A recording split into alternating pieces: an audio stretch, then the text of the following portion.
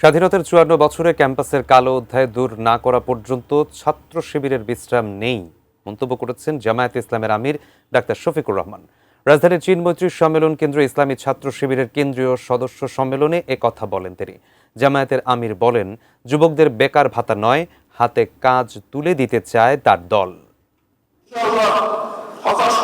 রাজধানীর চীন মৈত্রী সম্মেলন কেন্দ্রে 2026-27 মেয়াদে ইসলামী ছাত্র শিবিরের নেতৃত্ব নির্বাচন করতে কেন্দ্রীয় সদস্য সম্মেলন।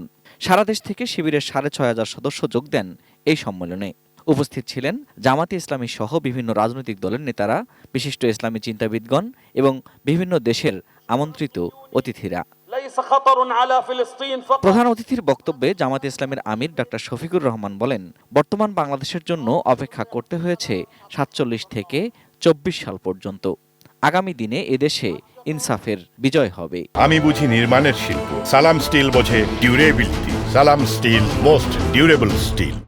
লড়াইয়ের এই রুমাল, এই রিলে রেসের শেষ ডেস্টিনেশন পর্যন্ত শক্ত করে হাতে ধরে সামনের দিকে তোমাকে দৌড়াতে হবে। ছাত্র শিবিরের কাছ থেকে মানুষ যদি হতাশ হয়, যাওয়ার বিকল্প কোনো ঠিকানা এখনো তৈরি হয় নাই। কয়েকটি দল যুবকদের জন্য বেকার ভাতার ব্যবস্থা করতে চায় উল্লেখ করে জামাতের আমির বলেন, তার দল যুবকরা বেকার ভাতা নিচ্ছে এমন দেখতে চায় না। আমরা আমাদের যুবকরা কারো কাছ থেকে বেকার ভাতা গ্রহণ করুক তা দেখতেও চাই না, শুনতেও চাই না। সকল ক্ষেত্রে বিপ্লব সাধন করবে সেই বিপ্লবের বাণী তাদের মুখে পৌঁছে দিতে চাই, শক্তি তাদের বুকে তুলে দিতে চাই, আর তাদের হাতে কাজ তুলে দিতে চাই।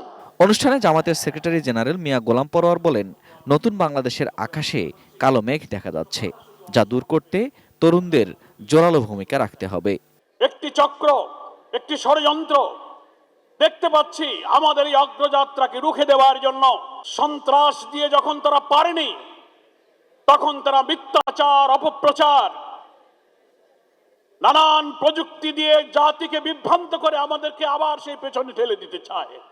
কিন্তু জাতি কোনো মিথ্যাচার, কোনো মিসপ্রপাগান্ডাকে কখনো বিশ্বাস করবে না। 24-এর চেতনাকে ম্লান করতে ষড়যন্ত্র চলছে উল্লেখ করে শিবিরের বিদায়ী সভাপতি জাহিদুল ইসলাম শহীদদের রক্তের সঙ্গে বেইমানি না করতে সরকারের প্রতি আহ্বান জানান। আমরা কোনো ডিপ স্টেট এবং কোন কায়েমবাদী স্বার্থের মধ্য দিয়ে বাংলাদেশে গিয়ে ক্ষমতায় যাবে, এটাই প্রজন্ম সহ্য করবে না। Ferdous Rahman, ATN news, Dhaka.